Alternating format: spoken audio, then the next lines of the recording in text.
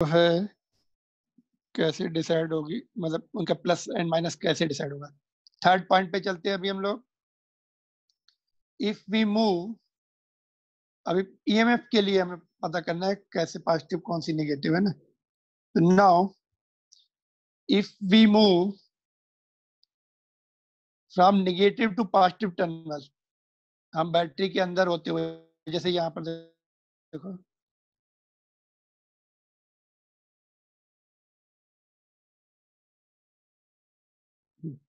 यहाँ से अगर हम चल रहे थे ऐसे, तो बैटरी के नेगेटिव टर्मिनल पहले आया, फिर पॉजिटिव टर्मिनल आया, तो नेगेटिव से एंटर हुए और पॉजिटिव से बाहर निकले ना। अगर हम क्लॉकवाइज जा रहे हैं, ऐसे आ रहे हैं, तो नेगेटिव से होते हुए पॉजिटिव से बाहर निकले। तो कौन से टर्म, हाई पोटेंशियल से बाहर निकले कि लो पोटेंशियल से बाहर निकले? लो if पोटेंशियल we से। if we enter from the negative terminal while moving in the loop and come out from the positive terminal, so we are coming out from the higher potential. Okay sir. We are coming out from the higher potential. ठीक है, तो EMF will be retained positive. जिस terminal से बाहर निकले वो जो है साइन रखा जाता है।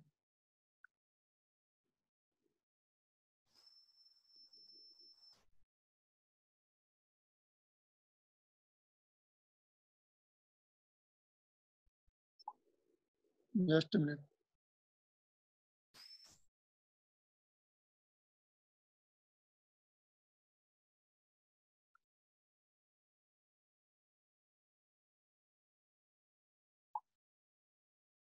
okay, so the terminal from which we are coming out, that sign will be retained, है ना। suppose we are going like this, तो नेगेटिव से एंटर हुए, पॉजिटिव से बाहर निकले, तो ये भी पॉजिटिव, हायर पोटेंशियल से बाहर निकले ना। Suppose we are found moving like this, तो पॉजिटिव टर्मिनल से एंटर हुए, नेगेटिव से बाहर निकले, तो लोअर पोटेंशियल से बाहर निकले तो माइनस। दैट्स ऑल, ये साइन है। बैटरी में हमें क्या देखना है, करंट की डायरेक्शन नहीं देखनी। बैटरी में we don't have to see the direction of current, और जब करंट पे फोकस करते हैं तो बैटरी नहीं देखते क्या कैसा कनेक्शन है।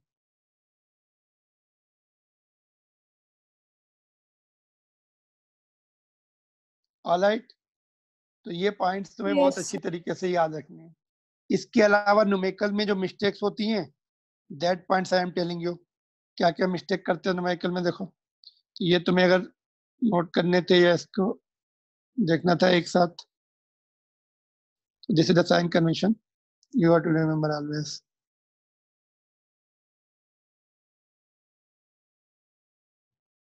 ठीक है, तो देखो अभी what are the areas or points where you are likely to do the mistake. देखो, in one branch only one current is flowing. एक ब्रांच में एक ही करंट रहेगा, दो करंट हो ही नहीं सकते उसमें, फर्स्ट लॉ वायलेट हो जाएगा। तो भाई यहाँ से जो करंट चला I1 है, तो सब जगह I1 ही रहने वाला है, बीच में कोई वायर तो है नहीं, है ना। तो उसमें कहीं ऐड तो हो नहीं सकता या सब्ट्रैक्ट तो हो नहीं सकता, एक ही ब्रांच में एक ही करंट रहेगा। कभी कभी तुम्हें डाउट आता है, बैटरी के आगे कुछ और करंट ले लिया, बैटरी के पीछे कुछ और, ऐसा कभी नहीं होगा। जितना करंट बैटरी के पीछे है उतना ही आगे जाएगा, या जितना बैटरी से निकल गया उतना वापस आएगा। नहीं तो चार्जेस इकट्ठे होने नहीं शुरू हो जाएंगे बैटरी में। चार्जेस कहीं रुकते नहीं, फ्लो होते रहते। It is not electrostatic, it is the current electricity flow of charges will be continuous. तो एक ब्रांच में इसमें पूरा एक ही करंट रहेगा। I3 यहाँ पे दिखाया, तो I3 यहाँ से एंटर हुआ होगा, इसमें I2 दिखाया है यहाँ पर, तो I2 ही रहेगा आखिर तक, यहाँ तक। इसमें I1 दिखाया तो I1 ही रहेगा आखिर तक। यहाँ पे किरचॉफ लॉ लगा के देखो, यहाँ पे लगा के देखो, सेम ही आएगा। I3 equal to I1 plus I2। यहाँ पे देखो, अप्रोचिंग में I1 हो गया एंड I2 हो गया, और लीविंग में I3 हो गया। फिर से वही हो रहा, सिमिलर सिमिलर ब्रांचेस के लिए दूसरी जगह ज्वाइन हो रही। ऑलराइट, तो ये एक ब्रांच में एक ही करंट रखना है, कभी कंफ्यूजन होगा तो ध्यान रखो, one branch one current. In any loop we can move clockwise और anti clockwise, it's up to you.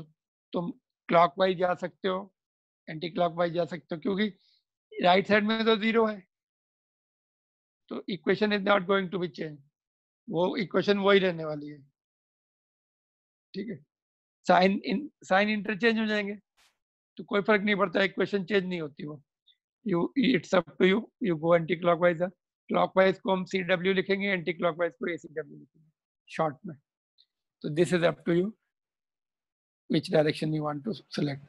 Sign of EMF doesn't depend upon the direction of current. Current की डायरेक्शन नहीं देखनी, जब EMF का हमें साइन डिसाइड करना है कौन से टर्मिनल से बाहर निकले, दैट्स ऑल, वही साइन रिटर्न कर लिया जाएगा।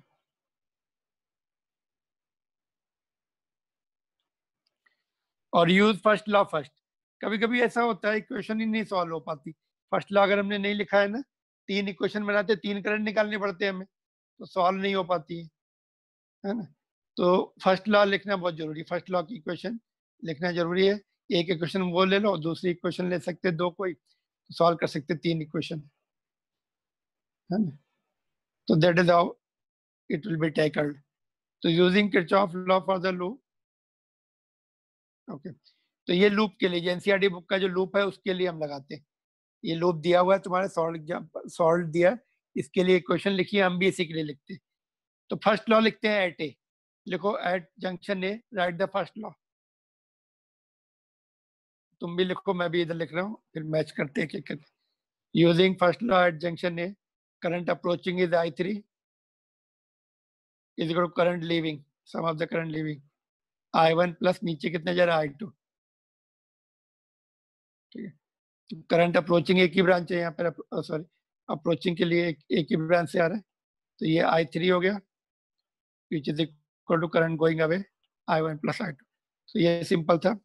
दूसरा, using second loop law, using loop law for upper loop, ऊपर वाला लूप। तो ऐसे अपर लूप नहीं लिखते, पूरा नाम देते, देखो सिंबल्स के साथ, ए बीच में H दिया है वो लिखा, D लिखा, और बीच वाली ब्रांच में B एंड A। देखो यहाँ पर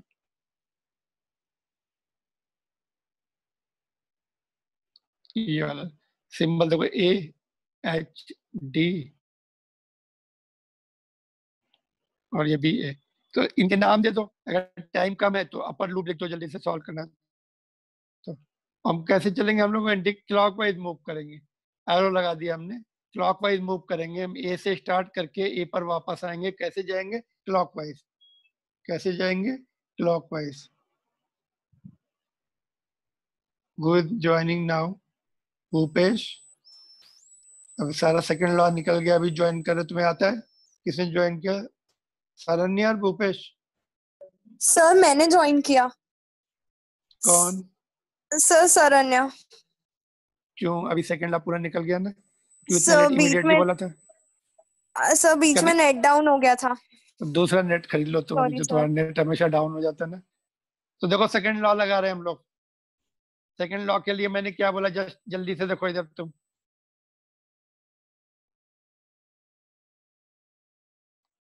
आगे निकल गए। देखो सेकंड लॉ के लिए बैटरी का टर्मिनल देखना पड़ता है। सपोज हम नेगेटिव टर्मिनल से एंटर हुए और पॉजिटिव टर्मिनल से बाहर निकले, तो जिस टर्मिनल से बाहर निकले वही साइन रखा जाता है। पॉजिटिव टर्मिनल से बाहर निकले मतलब हायर पोटेंशियल पे पहुंच गए, हायर पोटेंशियल पे पहुंचते तो प्लस। और सपोज इस केस में तुम इधर मूव कर रहे, बैटरी का पहले पॉजिटिव टर्मिनल आया, बाद में नेगेटिव आया, नेगेटिव टर्मिनल से बाहर निकले तो -C। ठीक है, तो ये sir reason, current, sir reason repeat करोगे एक बार, ऐसा क्यों हुआ? क्या चीज, ऐसा क्यों है, मतलब लोअर अगर हम पोटेंशियल, अगर हम लोअर पोटेंशियल की तरफ जाते तो नेगेटिव, हायर पोटेंशियल की तरफ जाते तो पॉजिटिव। तो जब हम यहाँ से इधर मूव करें तो नेगेटिव से एंटर हुए, पॉजिटिव से बाहर निकले तो हाई पोटेंशियल से बाहर निकले तो इसलिए प्लस, इधर से पॉजिटिव से एंटर हुए नेगेटिव टर्मिनल से बाहर निकले तो माइनस, लोअर पोटेंशियल की तरफ जा रहे तो माइनस, करंट में भी तो यही था, लोअर पोटेंशियल की तरफ गए थे तो माइनस आया। बट हमें करंट के लिखते समय ईएमएफ नहीं देखना है, ईएमएफ के लिखते समय करंट नहीं देखना है, दोनों एक दूसरे के इंडिपेंडेंट है और एक ब्रांच में एक करंट रहेगा, ये हमने बताया तुम्हें। तो अभी इक्वेशन लिखते हैं, फर्स्ट लॉ हमने लिख दिया यहाँ पर,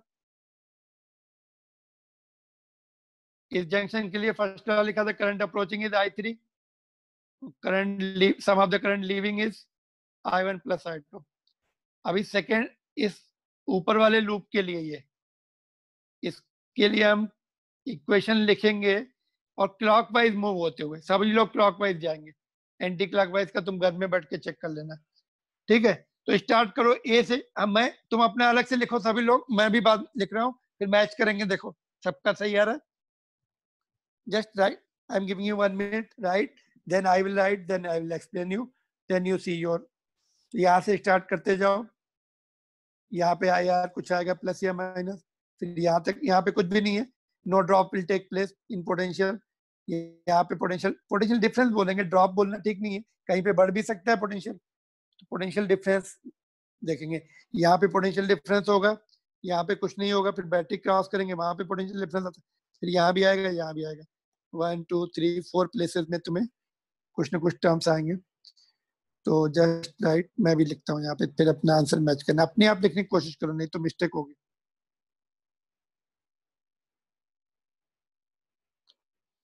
तो हम ए से चल के एच तक जा रहे हैं, करंट की डायरेक्शन में जा रहे हैं, तो माइनस है, minus I R,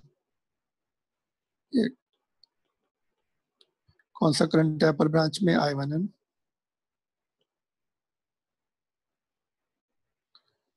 then we are crossing the belt,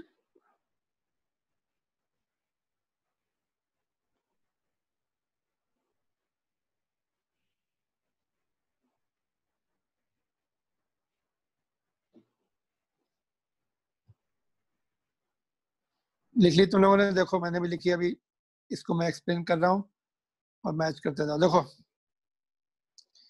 यहाँ से चले और यहाँ हम किधर जा रहे, करंट किधर जा रहा है, इधर, हम भी इधर ही मूव कर रहे हैं, दोनों की डायरेक्शन में जा रहे हैं, लोअर लोअर पोटेंशियल की तरफ जा रहे हैं, माइनस आई आर, देख लेना कोई मिस्टेक होगी तो ध्यान रखना, क्योंकि इसमें होती है मिस्टेक, जस्ट पिन पॉइंट, ये माइनस आई आर हो गया, करंट की डायरेक्शन में जा रहा है, फिर यहाँ तक कुछ भी पोटेंशियल डिफरेंस नहीं आ रहा, अभी यहाँ से नेगेटिव टर्मिनल से एंटर हुए, पॉजिटिव से बाहर निकले, हाई पोटेंशियल से बाहर निकले, प्लस 45 वोल्ट की बैटरी, और आगे आए, अभी करंट को यहाँ पे दिखाया, मैंने बोला पूरी ब्रांच में एक ही करंट रहेगा, यहाँ से I3 चला होगा, तो I3 इसको क्रॉस करके जाएगा, करंट की डायरेक्शन में जा रहे हैं,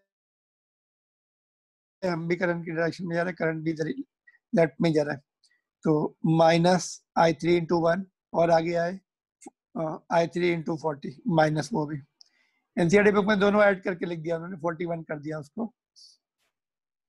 तो ये तुम्हारा टेक्स्ट बुक का एग्जाम्पल है, और ये क्लियर। अभी लोअर लूप के लिए सभी लोग लिखेंगे और फिर मैं यहाँ पे लिख रहा हूँ, मैच करेंगे।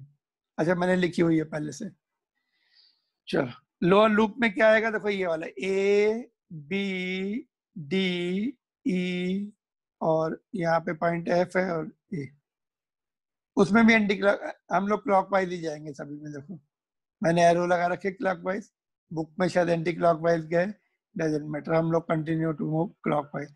यहाँ से चलो, फिर इधर गए, यहाँ पे कुछ आया आएगा, यहाँ पे कुछ आएगा, यहाँ पे कुछ आएगा, यहाँ पे कुछ 5 टर्म आने वाले हैं शायद।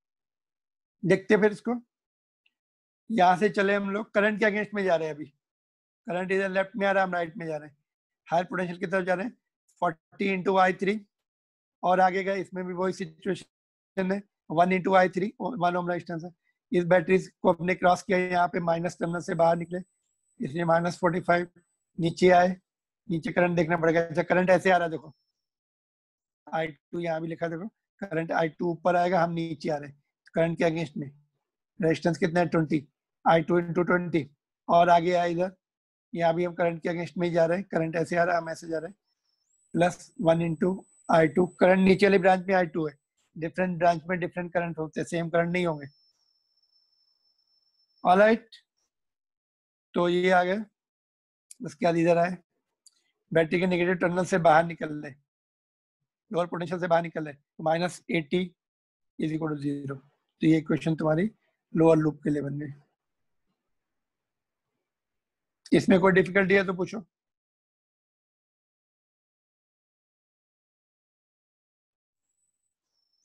अच्छा, क्लॉक एंटी ऐसे जाते हैं एंटी क्लॉकवाइज, तो सब साइन इंटरचेंज हो जाता है, ये माइनस, ये भी माइनस हो जाता है, ये प्लस हो जाता है, ये माइनस हो जाता है, ये माइनस हो जाता है, ये plus, is equal to 0। Right side में 0 है, सारे साइन एक साथ इंटरचेंज हुए तो इक्वेशन में फर्क नहीं पड़ता। देखो यहाँ से ऐसे आते हैं, प्लस होता है ये लास्ट वाला, फिर ये करंट की डायरेक्शन में जा रहा है तो ये माइनस होता है, फिर करंट की डायरेक्शन में ये माइनस होता है, फिर इससे बाहर निकले तो ये प्लस होता है, फिर करंट के डायरेक्शन में जाते तो ये माइनस हो जाता है और ये भी माइनस है। तो बट हमें ज्यादा नहीं मिक्सअप करना है, क्लॉकवाइज चलते रहेंगे, बनाते रहेंगे। अभी एक लूप और बचा है, बिग लूप, यहाँ वाला। जब बिग लूप लेते हैं उसमें बीच वाली ब्रांच नहीं लेते, इस ब्रांच को देखना ही नहीं इसको। तो यहाँ से स्टार्ट किया, इधर गए, इधर गए, इधर गए, इधर गए, बस करंट अभी चेंज हो जाएगा। यहाँ से यहाँ तक करंट I1 है और यहाँ से यहाँ तक I2 है, वो ध्यान रखना पड़ेगा। ये नहीं कि तुमने बोला सर एक ही लूप में एक करंट, सर ने बोला था इंडिपेंडेंट सिंगल लूप में सिंगल करंट रहता है और सारे रेजिस्टेंस सीरीज में रहते हैं, ये इंडिपेंडेंट नहीं है, बीच में ये भी है। चलो, बट इक्वेशन बनाते समय बीच वाले को नहीं देखना है। तो जल्दी से इक्वेशन लिखो, फिर मैं तुम्हें दिखा रहा हूँ equation.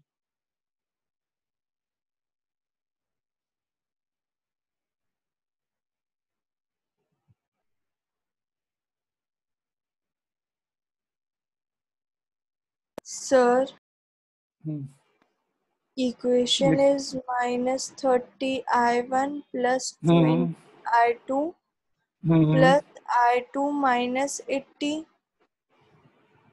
Is equal to 0। Correct है, करेक्ट है, यहाँ पे लिखिए मैंने तो, करेक्ट है। वही वही जो फर्स्ट एंड सेकंड लूप वाला था ना, वो उसके पार्ट पार्ट आ गए इसमें ना। फर्स्ट लूप का यही सिचुएशन थी, माइनस वाली है ना, फिर यहाँ पर सेकंड लूप की जो थी आधे पार्ट की, वो आ गई, करंट के अगेंस्ट में गए, यहाँ भी करंट के अगेंस्ट में गए, यहाँ पे माइनस से बाहर निकले। फर्स्ट एंड सेकंड लूप के आधे आधे पार्ट इसमें ज्वाइन हो गए। क्लियर? अभी ये इक्वेशन लिखना तो ठीक है, बट इसको सॉल्व करना जो है वो थोड़ा सा हेडेक वाला काम रहता है।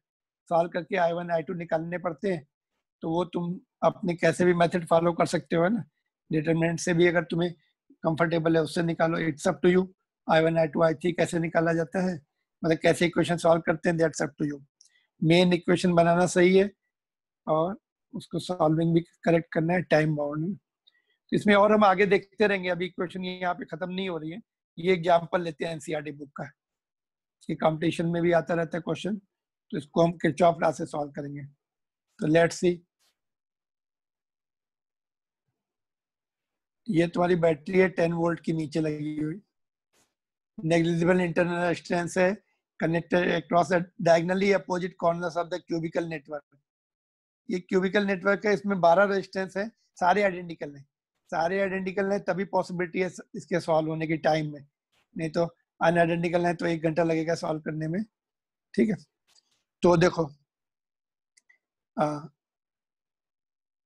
अपोजिट कॉर्नर्स में कनेक्शन दिए हैं बैटरी के, consisting of 12 resistances, each of resistance 1 ohm, determine the equivalent resistance of the network and the current along each edge of the cube।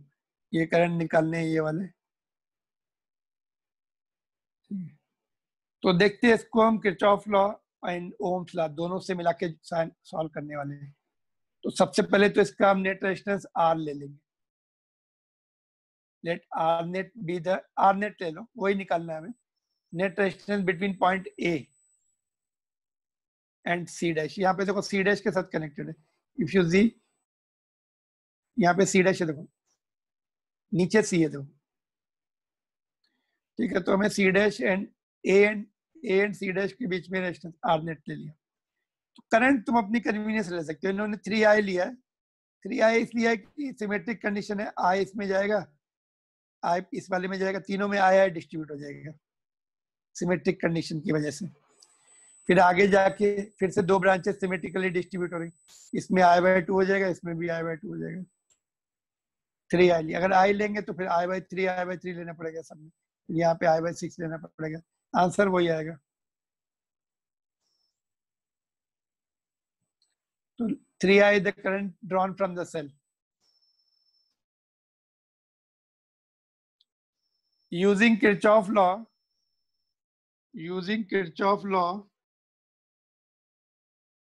in the loop a b, यहाँ से देखो a b c c dash और फिर इधर आ जाएंगे e and a, यहाँ पे e लिखा है, तो ये वाला लूप हमने फॉलो किया। ठीक है, तो लिखते हैं इसमें एक एक करके पॉइंट्स। ए से बी तक जाएंगे तो करंट की डायरेक्शन में जा रहे हैं, तो करंट कितना है उसमें आई है, माइनस आई इंटू रेजिस्टेंस 1 ओम ही है। फिर बी से सी तक जा रहे हैं, करंट आधा हो गया, -i/2 रेजिस्टेंस 1 है। ऊपर सी से सी डैश तक जा रहा है, फिर से इधर इधर भी करंट ने ज्वाइन किया आके, फिर से वापस आई हो गया इसमें, तो -i इंटू 1, और आगे बाहर निकल के आए तो बैटरी मिली हमें ये वाली, बैटरी के पॉजिटिव टर्मिनल से आगे बढ़ेंगे, निकल के आएंगे +10 और बस ए तक पहुंच गया, =0। तो इसको थोड़ा सिंप्लीफाई कर लेते हैं, माइनस, तो 10 इधर ही रहने दो और ये दूसरी तरफ आ जाएगा, तो ये तुम्हारा आ जाएगा 5i/2 आएगा, है ना, चेक कर लो। ठीक है, तो i कितना आ गया, 4 एम्पियर। कैलकुलेशन देख लेना, थोड़ा मुझे डाउट आ रहा है इसका। 2i and i/2 2.5i। ठीक है, चलो जो भी आ रहा है आगे पता लग जाएगा। माइनस, बीच में और कोई रेजिस्टेंस नहीं, ओके चलो ठीक है, ये आ गया करंट। हमें लेकिन क्या चाहिए था, रेजिस्टेंस चाहिए था, ओम्स लॉ से, from Ohm's law V = I × R net, तो V कितना है 10, I करंट, देखो करंट कितना बैटरी से कितना चल रहा है, 1 minute, current into net resistance, net current into net resistance. Net current कितना बैटरी से चला था, 3i, नेट रेजिस्टेंस हमें निकालना ही है, तो 10 इंटू 3, I कितना आया, 4 आया हुआ है, इंटू R नेट। और नेट सॉल्व करके बताओ कितना आ रहा है, 5/6 आ रहा है ना, सही आंसर।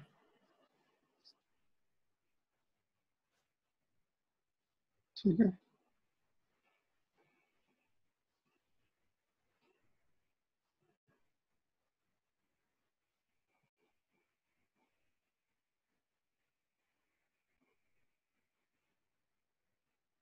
क्लियर। करंट निकालने से तो करंट ईच ब्रांच में निकाल सकते हैं, तो I4 है, टोटल करंट कितना जाएगा इसमें से, 12 एम्पियर जाएगा बैटरी में से। करंट का तुम्हारे ऊपर छोड़ रहा हूं मैं, करंट तुम इसका सॉलिड एग्जांपल है, करंट का निकाल के आंसर चेक कर लेना। इसमें मैं तुम्हें यूजफुल पॉइंट बता देता हूँ, कुछ इंपॉर्टेंट पॉइंट है वो बता देता हूँ। देखो, अगर ये रेजिस्टेंस R दिया होता, 1 की जगह R दिया होता, सब जगह R रहता आखिर तक, इसमें करंट के साथ R रहता है यहाँ पर, तो अपना आंसर इतना आता। देखो ये वाला आंसर आता है अपना, ए से सी डैश तक 5/6 आ रहा था। R1 है यहाँ पर, तो इसलिए 5/6 ही आंसर आया, है ना। R1 है इसलिए, सपोज कोई ब्रांच में उन्होंने 2 ओम के रेजिस्टेंस फिट कर दिया, तो तुम्हें जनरल फार्मूला अगर याद हो गया तो तुम्हारा कम से कम टाइम सेव हो जाएगा। तो ये जनरल फार्मूला है, if R is the resistance in each branch, तो 5/6 R। अगर यही कैपेसिटर के लिए होता तो डिजिट पलट जाती, कैपेसिटर होता, रेजिस्टेंस की जगह कैपेसिटर होता तो डिजिट पलट जाती, तो 6/5 हो जाता, ये इंटू सी हो जाता है। ये मैं बता रहा हूँ तुम्हें कंपटीशन में काम आएंगे ये पॉइंट, क्योंकि वहां पे सॉल्व करने का इतना नहीं रहता, टाइम नहीं रहता है, ठीक है। बट अभी ये है कि अगर तुमने यहाँ पर इसको तो यहाँ कनेक्ट किया, ये वाली वायर को यहाँ कनेक्ट कर दिया 2 रेजिस्टेंस के गैप में, इसमें 3 रेजिस्टेंस का गैप था, 1, 2 एंड 3, किसी भी पास से जाओ। बट अगर 2 रेजिस्टेंस का गैप है, एक ये और एक ये कौन सा पॉइंट है, सी, RAC, यहाँ भी कनेक्ट कर सकते हैं, यहाँ भी 2 रेजिस्टेंस के गैप है, 2 पॉइंट आएंगे बाकी, तो RAC यहाँ, तो उसका भी किरचॉफ लॉ से उसमें, लेकिन करंट डिस्ट्रीब्यूशन बहुत अकवर्ड आता है, बहुत कॉम्प्लिकेटेड, सॉल्व करने में बहुत प्रॉब्लम जाती है। और उसका आंसर बता देता हूँ मैं कितना आएगा, 3/4, 3R/4 आएगा, कैपेसिटेंस में 4/3C आ जाएगा।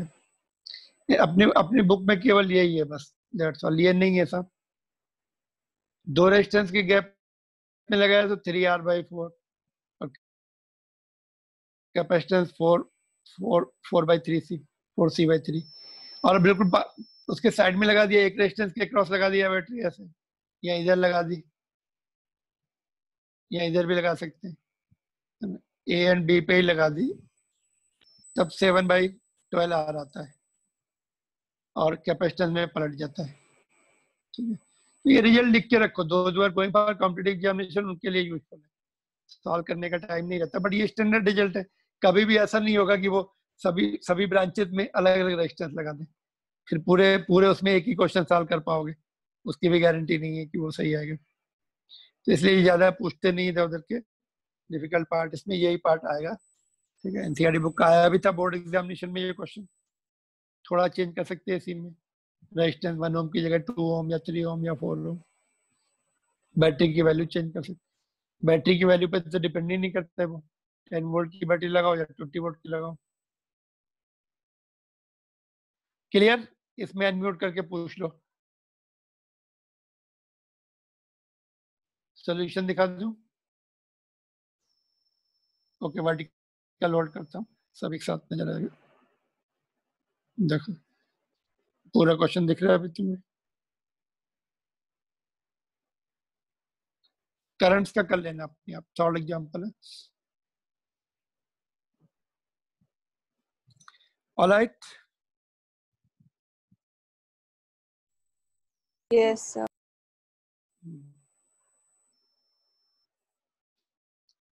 डन। चलो फिर Yes. देखो, बाकी तुम्हें ये क्वेश्चन सॉल्व एग्जांपल है, ये भी बोर्ड में आ चुका है, देखो, है ना? तो ये तुम अपनी देख लेना क्वेश्चन बना के अभी इतना क्लास में। ये एक्सरसाइज का क्वेश्चन है, देखो, this is the question of exercise.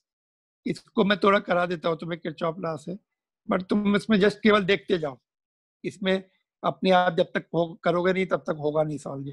Mistakes होती है बहुत इक्वेशंस में, बहुत केयरफुली करना पड़ता है। देखो मैं तुम्हें मेथड बताता हूँ, क्वेश्चन नंबर 9 है, मेथड तो वही रहने वाले हैं, इक्वेशन बनाओ और सॉल्व करो। तो फर्स्ट लॉ को देखो हमने यहाँ पे डायरेक्टली लगा दिया, first law at point B, देखो ओके, देखो थोड़ा सा बड़ा करके देखते हैं इसको, just only see, don't try to know, बस ओनली करंट की ये देख लेना, ऐसे करंट लेना है, और जो इक्वेशन लिखी 1 2 3 उसको नोट कर लेना, फिर अपने आप पूरा करना है। देखो okay, coming, holding it like this, देखो बोर्ड में शायद अभी तक पूछा नहीं है कभी भी, but it is the only question given in exercise. देखो, determine the current in each branch of the network shown in the figure. तो यहाँ से सपोज हमने करंट आई ले लिया, यहाँ 2 पार्ट में डिस्ट्रीब्यूट हो गया, I ohm Kirchhoff first law से I1 I2, तो Kirchhoff first law I will be equal to I1 plus I2। यहाँ से करंट आ गया, दो पार्ट में डिवाइड हुआ। ऊपर जाके देखो, अगर सपोज हमने इसमें I3 लिया तो इस बाकी इसमें से I1 आया, इसमें I3 गया तो बाकी इसमें चला जाएगा। किरचॉफ फर्स्ट लॉ लगा के देख लो, यहाँ पे current approaching I1, current leaving I3, last वाली ब्रांच को I4 ले लो, तो I4 will be I1 minus I3। यहाँ पे मैंने I4 न लिख के सीधे माइनस करके लिखा है। At B using first law I4 I1 minus I3 मिल गया। ठीक है, चलो इसको लिखा है तो थोड़ा ठीक से लिख देता हूँ।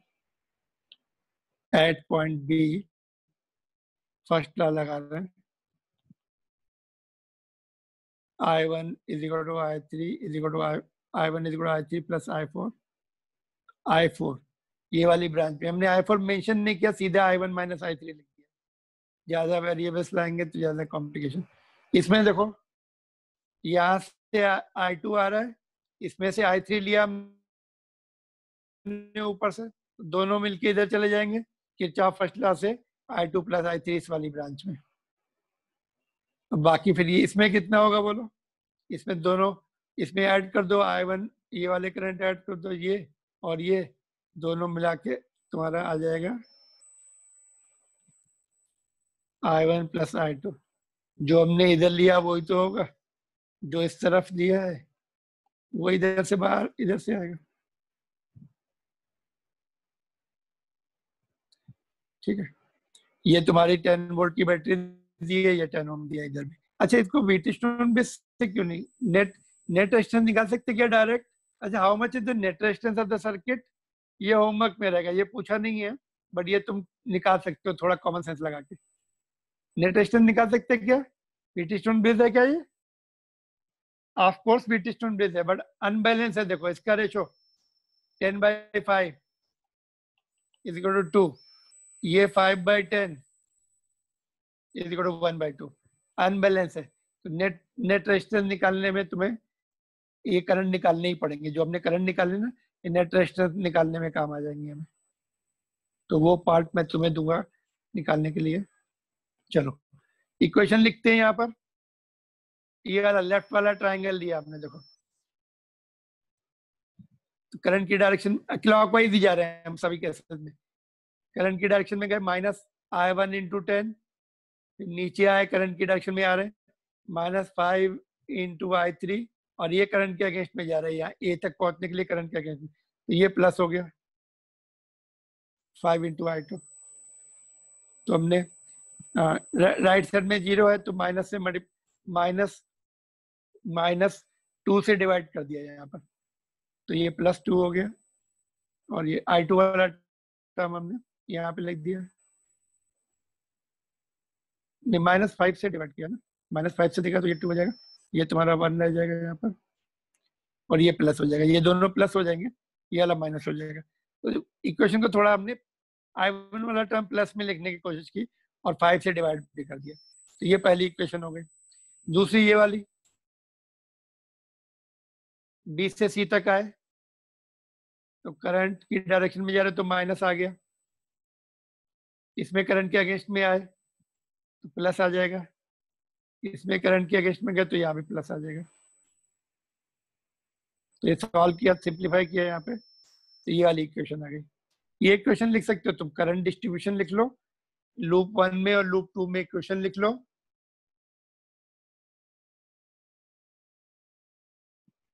लूप 3 कौन सा ले रहे हैं हम लोग? बैटरी वाला लूप लेंगे। देखो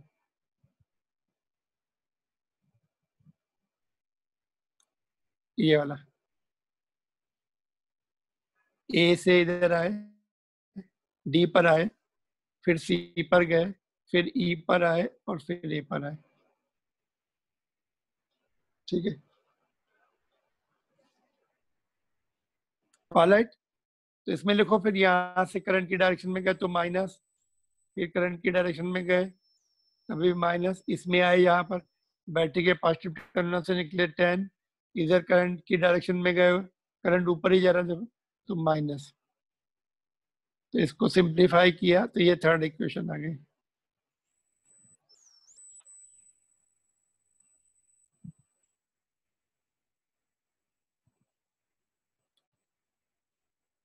1 और 3 को सब्ट्रैक्ट कर दिया हमने, 1 से 3, तो ये क्वेश्चन आएगी। इसमें तुम्हारे I2 वाले टर्म्स कैंसिल हो गए थे, तो I2 I3 में रह गई वो इक्वेशन, 2 वेरिएबल्स रह गए अभी। फिर इक्वेशन 2 को 2 से मल्टीप्लाई किया और 3 से माइनस किया,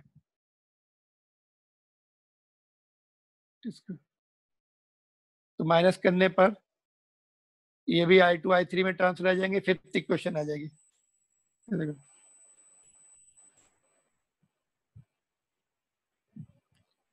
अभी इक्वेशन 4 को 3 से मल्टीप्लाई किया, 5 को 2 से मल्टीप्लाई किया, माइनस भी किया, तो बाद में हमें I3 मिल गया। जिसमें I2 I3 रह गए थे ये वाले, उनको ही हमने सॉल्व किया, तो I3 मिल गया। I3 मिलने के बाद I3 ये मिल गया, माइनस मिला है, मतलब करंट नीचे नहीं ऊपर जा रहा होगा। फिर ये वैल्यू 4 में पुट कर दी I3 की, तो यहाँ से हमें I2 मिल गया, और ये दोनों वैल्यू I2 I3 की वैल्यू इक्वेशन 2 में पुट कर दी, तो I1 मिल गया।